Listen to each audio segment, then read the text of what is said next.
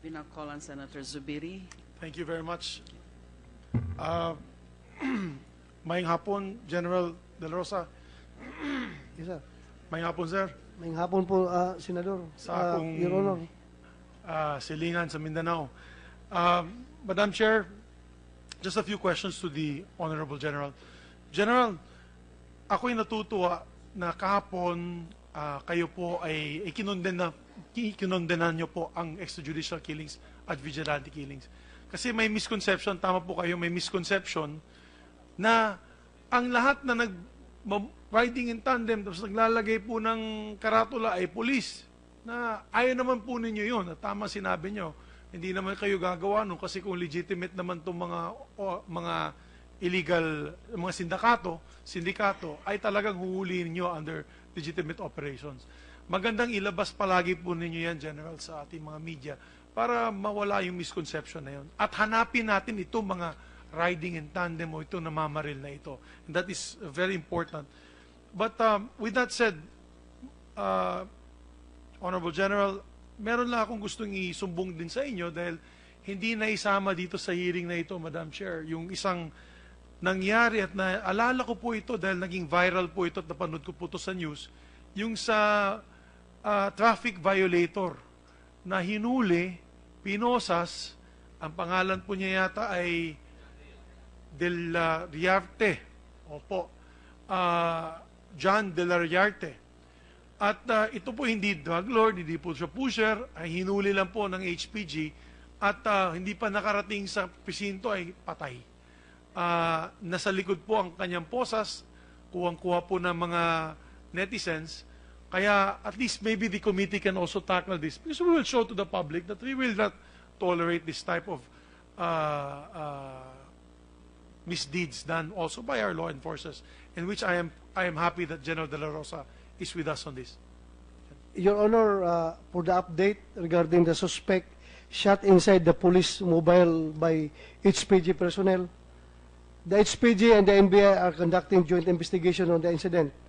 The two HPG personnel, namely PO3 Jeremiah De Villa and PO2 Junji Manugog, were terminated from their detail in the Task Force EDSA and reassigned at personnel holding an admin section of HPG. They are currently under restrictive custody, Your Honor. Thank you, General. Dahil pumunta sa akin yung kapatid kahapon na tumingi din ng tulong at kaya binanggit ko na po sa hearing na ito. Ongoing na po, Your Honor, yung administrative case nila, yung summary hearing, Your Honor. Salamat, General. General, alam mo, para nakakalimutan natin lahat, no? Lahat dito, sa lahat na nagtanong, nakalimot po sila na isa sa key component against the war on drugs is the money, yung pera. Dahil sa iba't ibang bansa, yan ang tinitignan nila at hinahabol nila dahil dyan nila nakikita yung mga sindikadong drug lords. They do it in Mexico. Best practices po. Yung nangyari is in Guatemala. Madam Chair, Guatemala was so exasperated already with their drug problem kasi pinasukan na po sila ng iba't ibang cartel na ang suspect nila, yung kanilang presidente, yung dating presidente, at yung armed forces chief nila ay lukluk sa droga at drug protectors. Ang ginawa ng Kongreso po nila, Your Honor, is ang Congress mismo nagpadala ng sulat sa United Nations Anti-Crime Task Force na kung pwede humingi sila ng saklolo, pasukan nyo na to dahil wala na po kaming magagawa. Ang ginawa ng head ng task force na yan, napakagaling, Swiso yata po siya, taga-Europe. Pumasok po siya, naghanap po siya ng isang lugar, a very well, high-secure facility, naghanap po siya ng 10 justices na hindi po corrupt out of the 1,000 justices that they had. And with this 10 na pumayag, yung kanilang pamilya dinala sa Switzerland, dinala sa Europe, pinagtatago po sila. Yung mga anak nito mga justices na to. Doon sila kinulong sa high-secure facility na yan, and within 2 years' time, they were able to prosecute ongoing cases. Wala na silang ibang tinutukan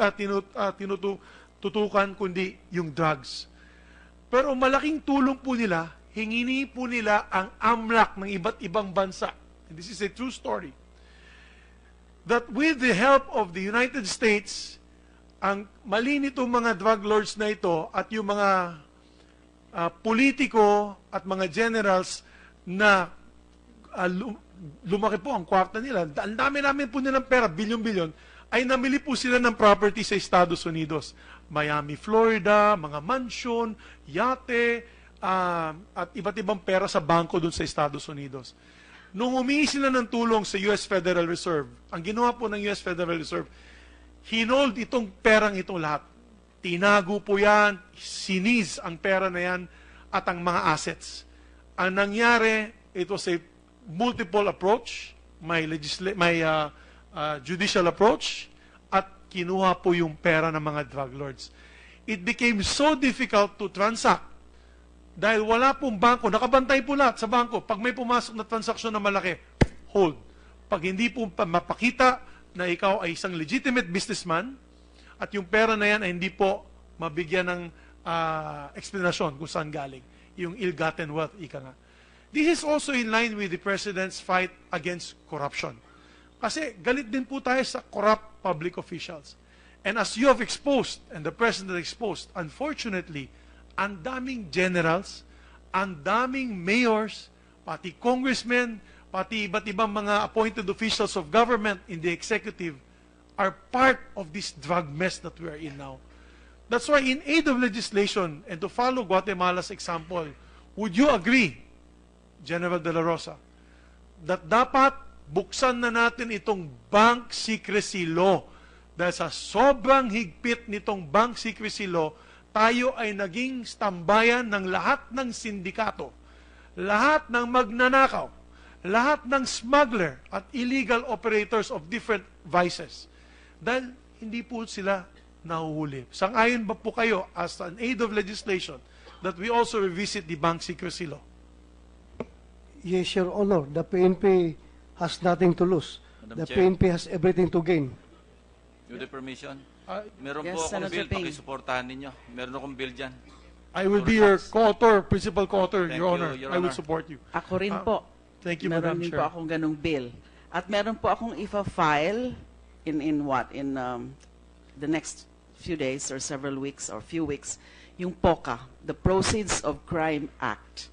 Ma-address po yung sinasabi nyo about yung pahirapan, pagte-trace ng mga assets ng mga syndicates, including drug syndicates. Yes, ma'am. We're just completing Because- the draft. Because we also are going to look into the AMLAC as what had happened in the RCBC scam, wherein 81 billion yata ninakaw sa Bangladesh. Walang red flag galing sa AMLAC. Kaya titignan din po natin, bakit yung AMLAC hindi nagbibigay po ng warning sa iyo, General? Meron pong nahuli yata mga tseke. Nabasa ko sa newspaper, di ko nababanggitin kung sino. Isa sa mga mayors na binanggit po ninyo, na galing daw sa kanilang sindikato, 500 checks, if I'm not mistaken, totaling 500 million. How can a mere local executive have 500 million pesos in cash at any point in time in the banks? Di ba? Buti kung si Tita Cynthia Villar yun, na bilyonaryo, na legal na bilyonaryo. Yan ang katotohanan, General. Ang dami po nating kailangan paggawin. And you have our support in that, Your Honor, that we must amend the AMLAC, strengthen the AMLAC, and penalize the AMLAC for the non-compliance of the red flags pag may pumapasok na pera sa kanilang mga account. Pangalawa, yung bank secrecy law for all government officials, both elected and appointed, together with the judiciary. Kasama dapat yung judiciary. Kasi yun yung nangyari, General, sa Guatemala. Out of, I think, 95% ng judiciary was in the pockets. Pabor po kayo dyan, General. Please include the prosecution, Your Honor. Kasama na po yan. Kasi yung prosecution ay part of the, three branches of government. And so, with this support, I believe, General, we are here to support you. This is just food for thought, na sana pag nakausap nyo din po yung ating Pangulo, na isama po niya ang bank secrecy law amendments, tsaka yung meron na po kaming panukala dito, pero kailangan po natin ng push galing sa Malacanang, para sa ganun ay matulungan po natin kayo. Dagdag ngipin po ito. Kasi hindi nyo lang po kaya, kung uubusin nyo lahat ng pusher, genocide na po yan, because that's already 50,000 pushers. baka magka-genocide na tayo dito, hindi na po pwede yun. But we have to give you the tools to fight the problem of drugs. And one of the tools is the money. You find the money, General, you will find these syndicates. Maraming salamat po, Madam Chair. Maraming salamat po, General. Thank you, Congratulations, General. Thank you, Sen. Nangyari at naalala ko po ito dahil naging viral po ito at napanood ko po ito sa news, yung sa traffic violator na hinuli, pinosas, ang pangalan po niya yata ay Del Riarte. Opo.